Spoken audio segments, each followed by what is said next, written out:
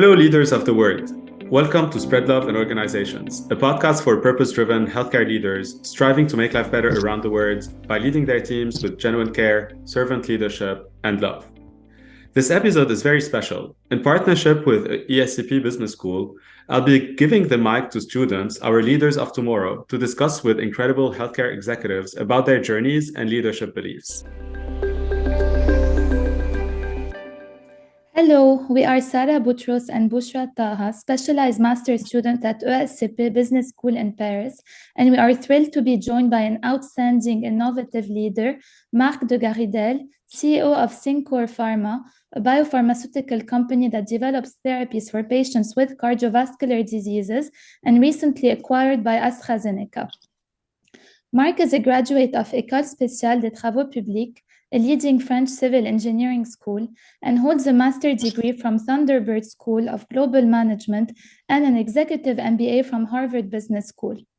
Marc began his career with Eli Lilly. Then in 2000, he was appointed general manager of Amgen's French affiliate and progressively oversaw an increasing number of countries before heading the southern region of Amgen International, the group's most important region in terms of sales.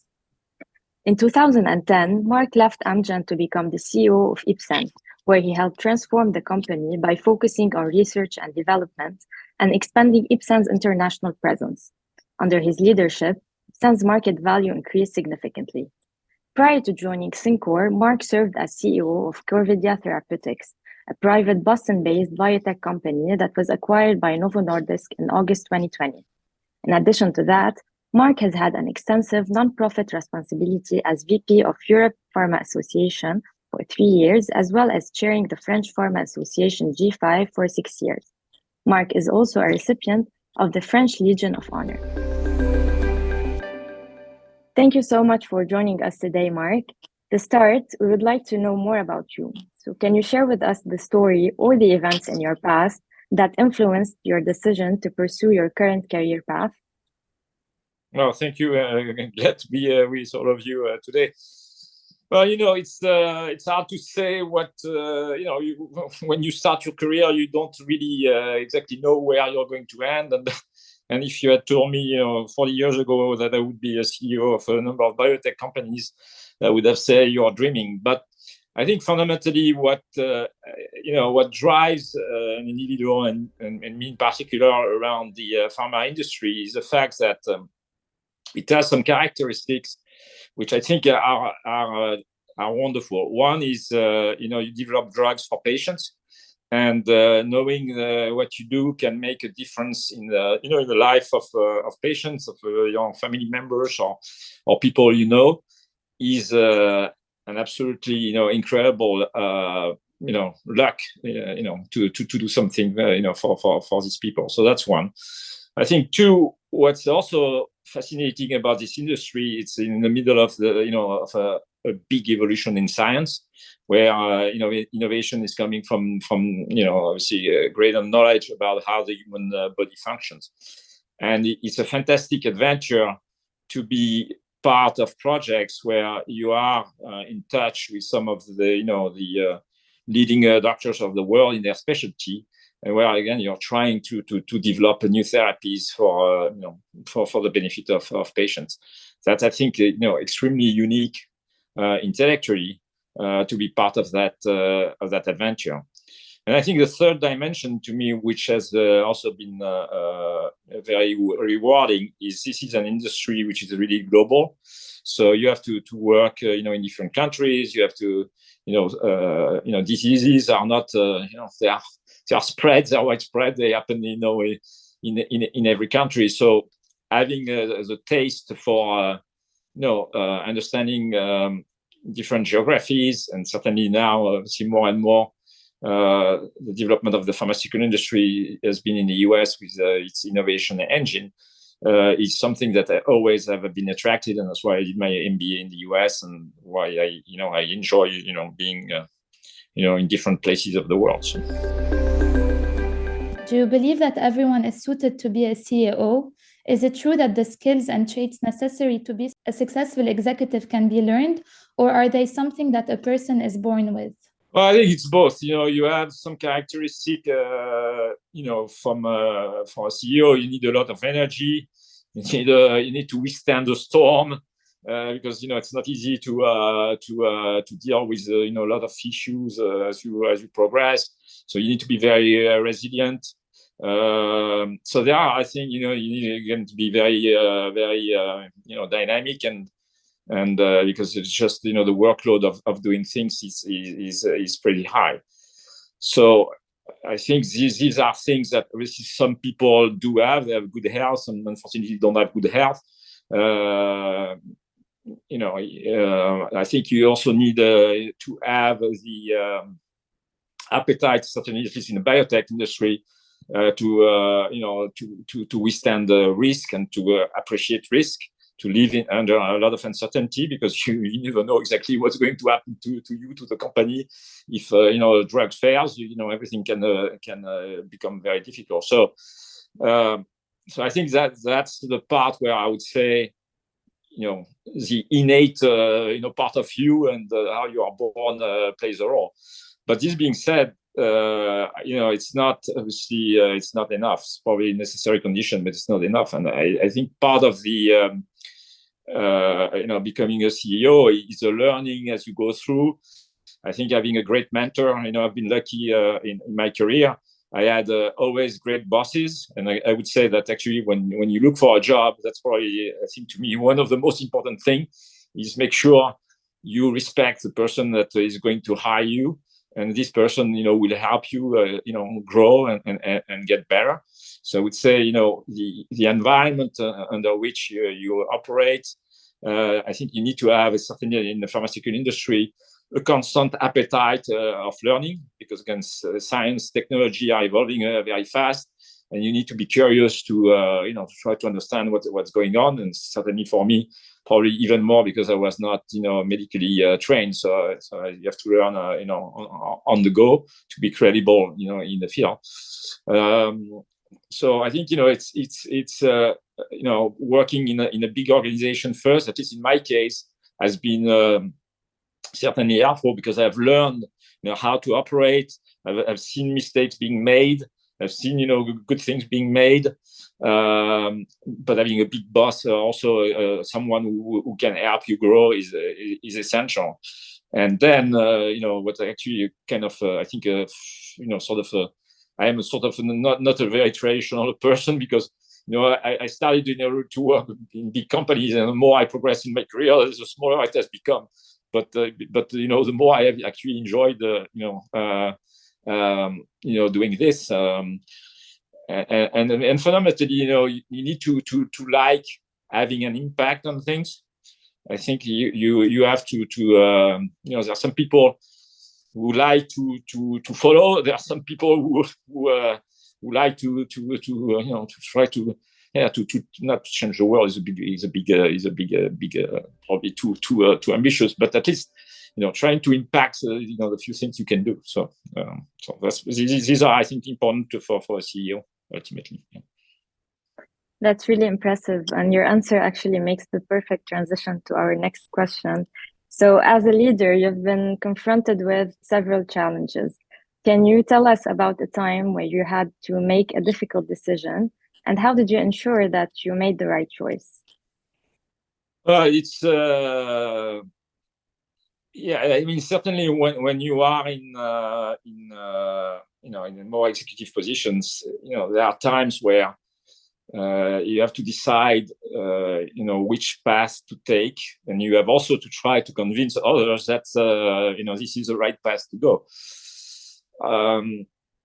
So part of that process is to again to try to figure out, and here I'm talking obviously about big decisions that can impact tremendously the company and the people you have with you. So I give the example often about the Ipsen decision to go to the US. when I was, Ipsen was a mid-sized company doing well internationally, but in the US that unfortunately failed to do well with a couple of acquisitions that didn't go too well. So when I was confronted, in the mid 2010, so it was around 2013, 14, I believe, with the idea that we could launch our own drug, in the US, the big question was, Marc, is this realistic? We have failed until now. This could be a disaster if we fail again. And and what are the consequences of that? And I have to say, I was confronted with a lot of skeptical people in the company, including in my management team. I would say probably more than half of my management team thought I was crazy. It was completely crazy. But what I did is, because first, obviously, I knew the US market because I had worked in the US for a number of years. But what I did is I went with some of my with my medical director to the number of centers in the US to figure out, what are the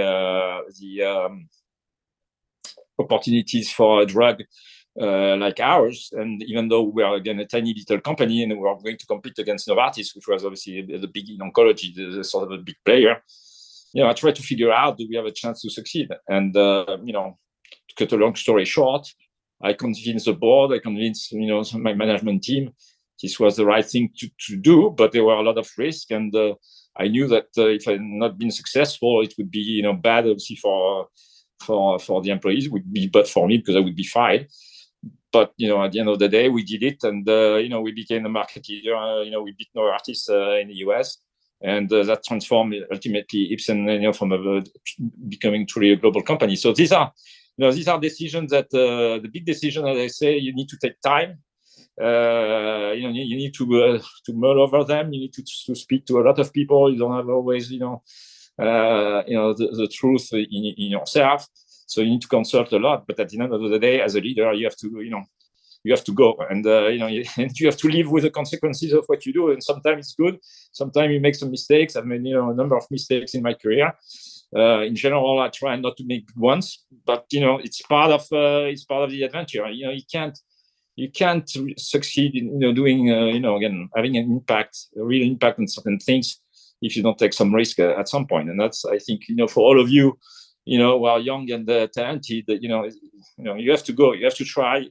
And then what I find is, obviously, in the US market, US people tend to be much more forgiving, except that when you try things, if you fail, you learn from your failure. It's not, nothing is bad. You learn. Obviously, you don't want to repeat them, but you learn, and that's part of the journey to becoming a leader. That's the path. You mentioned previously having a mentor that provided guidance and support in your path to success within the pharmaceutical industry. Could you share a story about their impact on your journey? Well, I can give you the first example. Well, the first example was actually with Lily. I was a young guy.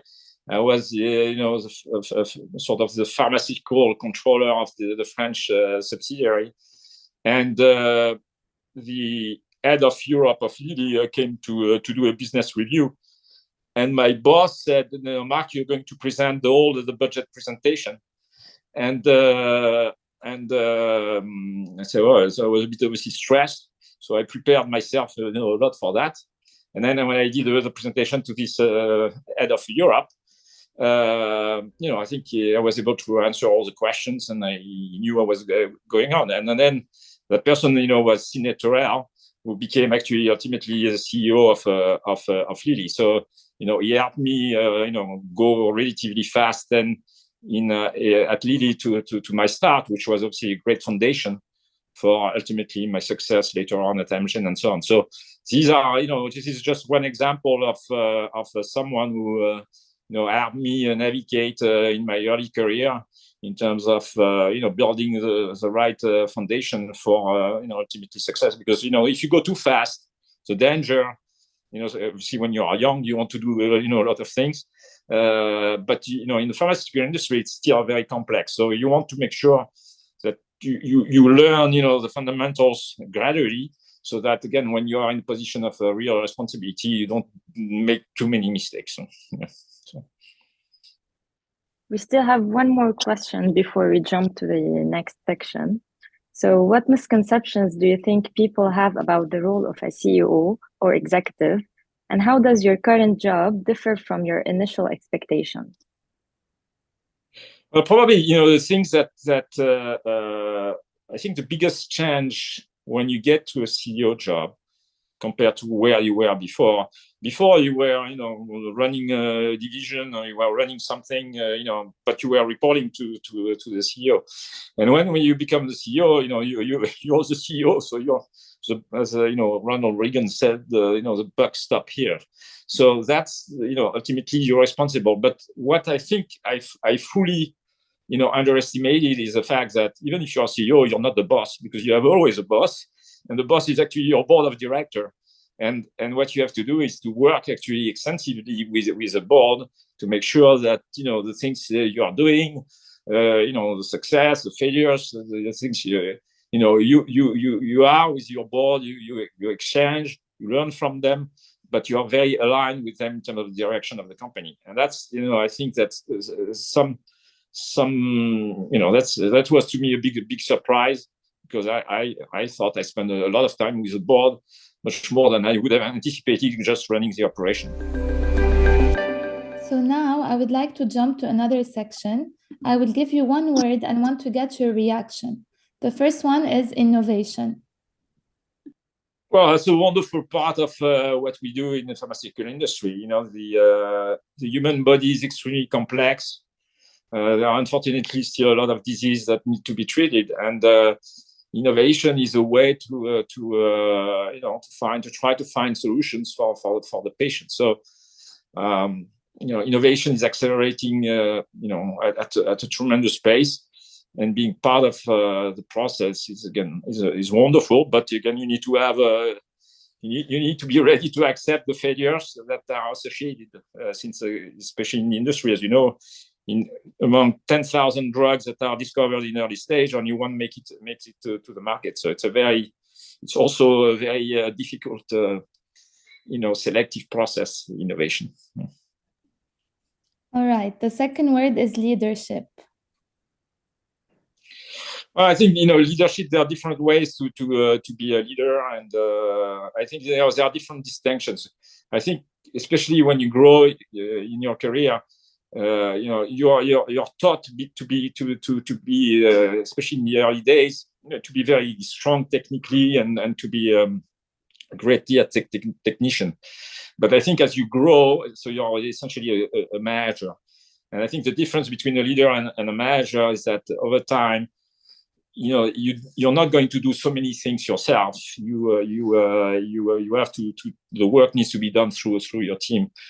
And I do so often the analogy of the conductor of an orchestra. To me, a leader is more, you don't play the music; it's your people who play the music.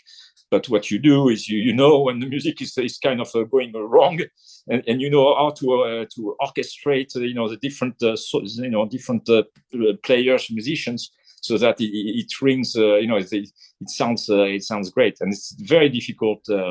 It's a very difficult job to do, and again, multiple mistakes. But I think that's one. And two, I think the team is so important. You have to create a team that is together, is aligned, so that you can conquer together and you fail together. But it's not just one person who can. Who does thing, and finding the right people, creating that environment for innovation, for success, and sometimes for failure is one of the key attributes of a leader. So let's move to the third word, which is biotech. Well, biotech is, it's a broad term, which essentially is the industry that has been created, at least initially, back by, I would say, Genentech in the early 90s. But it's become symbolic of trying to exploit, again, the understanding of how the human body functions to try to target, more specifically some diseases or some certain things that happen in diseases, and to try to figure out how to circumvent that process. And obviously, it has exploded in different technologies. Obviously, you have from gene therapy, cell therapy, large molecules, small molecules. There are plenty of different modalities that are now being exploited to try to combat multiple diseases. And finally, the last one is spread love in organizations. Well, I think it's part of the things that obviously is challenging. But there is one person I really admired when I was actually in the US. He was the coach of a football team. His name was Lou Holtz, and he was with Notre Dame, and he made Notre Dame the football team one of the most successful ever in college football in the US. And when he's talking, when he was talking, you can watch on YouTube actually. He said there are really three things that count if you want to be successful. One is you need to trust the people. Two, you need to the commitment of your people. But three, you need to care about them. And I think I think leaders need to care about their employees. Sometimes caring doesn't necessarily mean always obviously you want to motivate them, you want to carry the company with them, but at certain times, unfortunately, caring about them is letting them know they are not in the right spot, that maybe they are not productive in where they are, and they could do much better in a different position or potentially in a different company. So I think caring is absolutely critical, and that's I think one of the roles of any leader or manager to truly help the employee or the person as part of the organization to grow and to give them feedback and to help them grow. So before we wrap up, do you have any final words or advice for aspiring leaders in the pharmaceutical industry, or for anyone looking to excel in their role as leader in their own organizations? Well, I think one of the key things is do what you like, right? Do things you enjoy, because at the end of the day, that's going to be critical for your success. It's and don't be worried. Don't get worried about what people say about you and things like that. Try to be meaningful to your passion. Do it. Learn from it. You're going to do mistakes, but that's okay. But do really what you like to do, and don't care too much about what the others think about you, because at the end of the day, you'll shine by yourself, and you'll succeed. So whatever you do.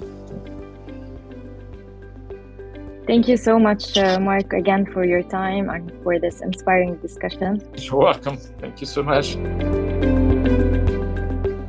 Thank you all for listening to Spread Love in Organizations podcast. We have such an important responsibility as leaders of today to plant the seeds for the leaders of tomorrow. Connect with us on SpreadLoveIO.com and subscribe to your favorite podcast app. Most importantly, spread love in your organizations and spread the word around you to inspire others and amplify this movement our world so desperately needs.